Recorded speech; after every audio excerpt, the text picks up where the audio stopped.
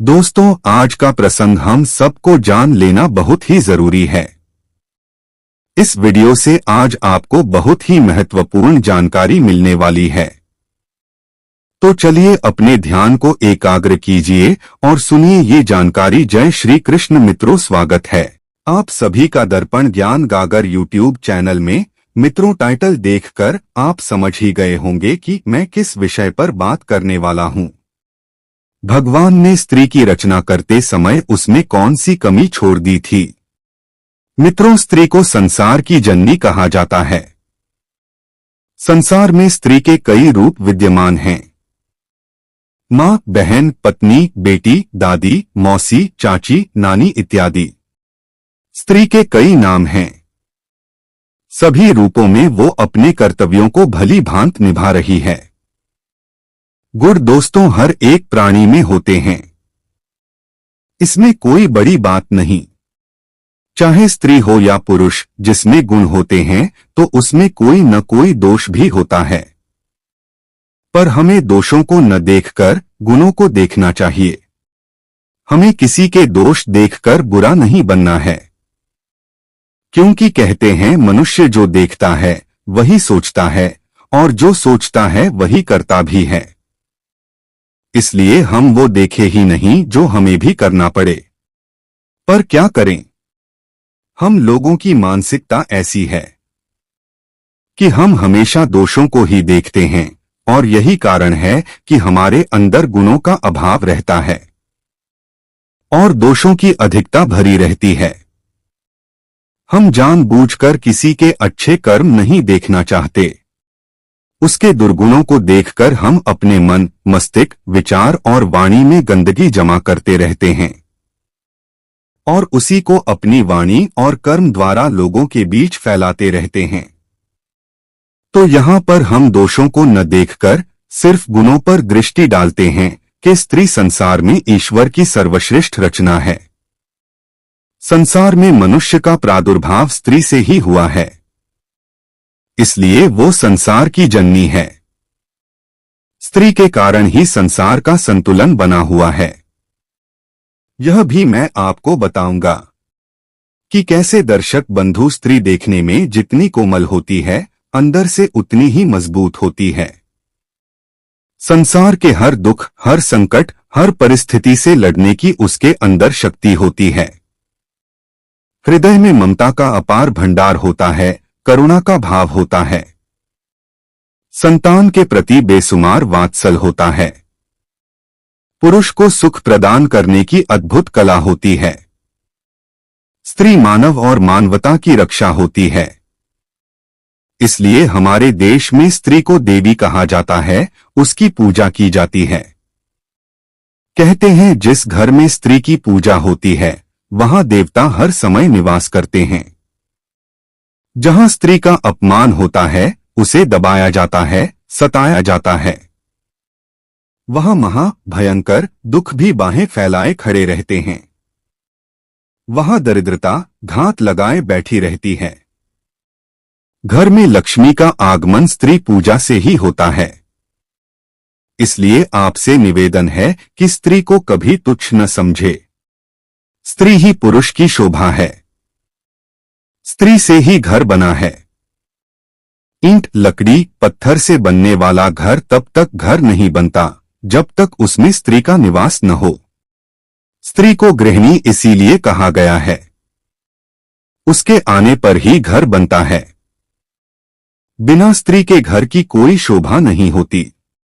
भगवान ने स्त्री को बहुत ही सोच समझकर बनाया है। स्त्री बनाने में परमात्मा ने काफी समय लिया था, ताकि उसमें किसी तरह के गुणों का अभाव न रह जाए। बताया जाता है कि जब भगवान ने सृष्टि की रचना की थी, तो उन्हें इसकी रचना करने में मात्र एक क्षण का भी समय नहीं लगा था। पर जब भगवान ने स्त्री की रचना की तो इसमें उन्हें काफी समय लग गया था। स्त्री की रचना करते करते जब भगवान को कई दिन बीत गए, परंतु वह पूरी तरह बनकर तैयार नहीं हो पाए, तो यह देखकर भगवान का एक सेवक भगवान से यह बात पूछने के लिए विवश हो गया कि सारी सृष्टि का एक पल में निर्माण करने वाले भगवान एक रचना को रचने में इतना समय क्यों लगा रहे हैं। दूत ने भगवान से पूछ ही लिया, हे परमेश्वर, हे सृष्टि के रचयिता, हे अनंत कोट ब्रह्मांडों के निर्माता, करोड़ों ब्रह्मांड की रचना करते समय तुम्हें मात्र एक क्षण का भी समय नहीं लगा, परंतु अब ये ऐसी कौन सी रचना है जिसमें आपको इतना वक्त लग रहा है। तब अपने सेवक के प्रश्न का उत्तर देते हुए भगवान कहते हैं, हे पार्षद, ये मेरी सर्वश्रेष्ठ रचना है। इसे दुनिया में स्त्री नाम से संबोधित किया जाएगा। इसके अंदर मैं अपार गुणों को प्रतिष्ठित कर रहा हूं ताकि हर काम के लिए मुझे पृथ्वी पर न जाना पड़े। मेरी इस रचना के कई रूप और कई नाम होंगे। मुख्य रूप से ये 4 रूपों में दिखाई देगी, माँ, बहन, पत्नी और बेटी। इसके ऊपर मैं सृष्टि की बहुत बड़ी जिम्मेदारी सौंप रहा हूं। इसीलिए मैंने इसे हर परिस्थिति से लड़ने के योग्य बनाया है। इसमें साहस और सहनशीलता का अद्भुत समावेश है। कठिन से कठिन परिस्थिति में यह अपने आप को संभाले रखेगी। हर तरह की मुश्किलों से लड़कर, अनेकों प्रकार के दुखों को सहकर यह सबको खुश रखने का प्रयास करेगी। अपने परिवार और अपने बच्चों के प्रति समर्पित रहेगी।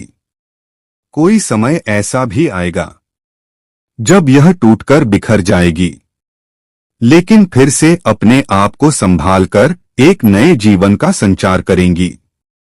यही इसमें विशेष गुण कहलाएगा। यह स्वयं दुख सहकर, रोगों से घर से ग्रसित होकर भी अपनी जिम्मेदारियां और कर्तव्यों को निभाएगी। दर्शकों, भगवान के मुख से स्त्री की सहनशीलता और कर्तव्य परायणता को कर सुनकर वह सेवक हैरान रह गया कि इसकी आकृति तो पुरुष की तरह है। 2 हाथ, 2 पैर, आंख, नाक, कान और मुख सब पुरुष के समान है। फिर ये अपने दोनों हाथों से इतना सब कुछ कैसे कर पाएगी। भगवान बोले, पार्षद, यह पुरुष के जैसी दिखती जरूर है, फिर भी इसके अंदर यह सब करने की क्षमता होगी। इसीलिए इसे मेरी अद्भुत रचना कहा जाएगा। भगवान के ऐसा कहने पर पार्षद भी उसे छूकर देखा कि देखें यह कितनी कठोर है, जो हर विपत्ति को सह सकती है। जब उसने उसे छूकर देखा तो वह बहुत कोमल थी। वह एकदम से हंस पड़ा। भगवान ने पूछा, क्यों हंस रहे हो? तभी वह पार्षद बोल कि आप कह रहे हो कि यह हर परिस्थिति से लड़ सकती है। आठ, मैं यह सोचकर हंस रहा हूं कि आपने बनाई तो बहुत नाजुक है, हर परिस्थिति से कैसे लड़ पाएगी। मैं तो सोच रहा था कि यह पुरुष के अपेक्षा अत्यंत कठोर होगी, किंतु आपने तो इसे फूलों की तरह कोमल बना दिया है। तब भगवान बोले, वत्स, मेरी इस रचना की यही तो विशेषता है। यह बाहर से जितनी कोमल है, अंदर से उतनी ही मजबूत होगी। इसके साहस, धैर्य और सहनशीलता को आप लोग देखोगे। यह सुनकर पार्षद के मन में और अधिक जानने की उत्सुकता बढ़ गई। वह कहने लगा कि हे प्रभु, क्या यह पुरुषों की तरह सोच भी सकेगी, या फिर इसमें यही गुण विशेष होंगे? भगवान बोले, वत्स, इसमें सोचने की क्षमता भी अद्भुत होगी और समाधान करने की सामर्थ्य भी। पार्षद ने देखा कि उस स्त्री रूपी रचना के गालों पर पानी की झलक थी। उसने उसके गालों से हाथ लगाया तो सचमुच उसके गालों पर पानी की मात्रा थी। पार्षद ने पूछा है, हे प्रभु, इसके गालों पर पानी क्यों बह रहा है? तब भगवान बोले, वत्स, यह पानी इसकी आंखों से निकलने वाले आंसुओं का है। यह पानी तभी निकलेगा जब यह अपने अंदर से खुद को दुखी महसूस करेगी, जब इसके अंदर किसी तरह की वेदना होगी, चाहे वह शारीरिक हो या मानसिक। उसे समय यह अपने दुख को इन आंसुओं के द्वारा निकालकर बाहर कर देगी। इसके मन की सारी पीड़ा, सारी व्यथा आंसुओं का रूप लेकर बाहर निकल जाएगी और यह फिर से अपने आप को उतना ही मजबूत बना लेगी।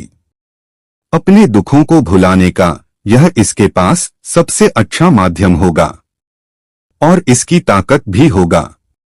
यह अपने आंसुओं से अच्छों को झुका भी सकती है। इन आंसुओं को वह अपना अस्त्र भी बना सकती है। भगवान की बात सुनकर सेवक बोला, हे भगवान, वास्तव में आप महान हो। आपने स्त्री रूपी रचना करके संसार को सजा दिया है। संसार में एक अनमोल रत्न भेजा है। और सच बात है बंधुओं, स्त्री का त्याग, बलिदान, साहस और सहनशीलता वास्तव में अद्भुत और अकल्पनीय है। त्याग इतना बड़ा जो कोई नहीं कर सकता। किस प्रकार वह अपने माता पिता, भाई बहन, सगे परिवारी जनों से अलग होकर विवाह करके किसी दूसरे पुरुष के साथ जीवन भर साथ रहने का प्रण करती है। जरा सोचो, यदि तुम अपने माँ बाप, भाई बहन, घर परिवार जनों से अलग हो जाते हो, तब तुम्हें कैसा लगता है? वह तो अपने उन परिवार जनों से अलग होकर जीवन भर तुम्हारे साथ रहने आती है, जिनके साथ खेली कूदी बड़ी हुई, जिनके साथ अनेक प्रकार की भावना जुड़ी हुई थी। उन सबको उसने कैसे छोड़ होगा? और फिर किस तरह एक अनजान स्थान पर जाकर, जहां उसका कोई परिचित नहीं होता, वहां जाकर वह अपने जीवन की तलाश करती है। एक नए सिरे से खुशियों को एकत्रित करती है, उनमें ढलने की कोशिश करती है, उनमें में अपना सुख दुख ढूंढती है। स्वयं प्रसन्न रहे या ना रहे, लेकिन अपने उन परिवार जनों को प्रसन्न रखने का प्रयास करती है। कई बार परिवार के लोग अलग तरह की सोच वाले मिल जाते हैं। उसे समय उसका जीवन बड़ा ही कष्टदायक होता है। उनके साथ रहने का प्रयास करती है। कई बार उनके बुरे आचरण के कारण जीवन का भी बलिदान करना पड़ता है। धन्य है नारी शक्ति, जो तुझमें विधाता ने इतने दुख सहन करने की शक्ति दी है। हर महीने मासिक धर्म की पीड़ा को सहन करना। बच्चा जब उदर में आता है तो अनेक प्रकार की पीड़ाओं को सहन करते हुए प्रसव काल की उसे भयंकर पीड़ा से गुजरना पड़ता है, जो साक्षात मृत्यु का रूप होती है। इसके बाद बच्चे का जन्म सकुशल हो जाए तो उसके लालन पालन में अनेक कष्टों को सहना पड़ता है और उसके लिए अपने सुखों का बलिदान करना पड़ता है। खुद दुख सह लेती है और बच्चे को बचाकर रखती है। स्त्री का यह त्याग और बलिदान बहुत ही अद्भुत है। सच में स्त्री ईश्वर की सर्वश्रेष्ठ रचना है। तभी वह पार्षद भगवान से कहने लगा, हे प्रभु, आपने इतना समय लगाकर स्त्री की रचना की है, तब तो यह रचना संपूर्ण रचना होगी। तभी भगवान कहते हैं, नहीं, अभी इसमें एक कमी है। यह सबके लिए सुख का कारण बनेगी, सबको खुश रखने का प्रयास करेगी, अपने परिवार की हिम्मत बनेगी, परंतु खुद का महत्व भूल जाएगी। वह अपनी कीमत ही नहीं समझ पाएगी कि मैं दुनिया के लिए कितनी मूल्यवान हूं। यह दिए की तरह अपना जीवन बिताएगी। जैसे दिए के नीचे अंधेरा रहता है और चारों दिशाओं को प्रकाशित करता है, वैसे ही स्त्री का जीवन है।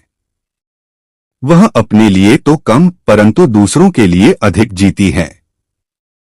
दूसरे के सुखों के लिए खुद कष्ट सह लेती है। दर्शक बंधुओं, स्त्री सच में भगवान के द्वारा दिया गया एक अनमोल उपहार है। वह हर गुणों में परिपूर्ण है। इसलिए हमें कभी भी स्त्री का अपमान नहीं करना चाहिए, कभी उसे कष्ट नहीं पहुंचना चाहिए। स्त्री का सदैव भी सम्मान करना चाहिए, चाहे वह जिस रूप में हो। प्रिय दर्शक बंधुओं, यदि आपको मेरे यह विचार अच्छे लगे हैं तो अपनी प्रतिक्रिया कमेंट में अवश्य दें। और चैनल पर नए हैं प्रिय दर्शकों तो चैनल को सब्सक्राइब अवश्य करें। इसी के साथ प्रिय मित्रों, राधे राधे, जय श्री कृष्णा।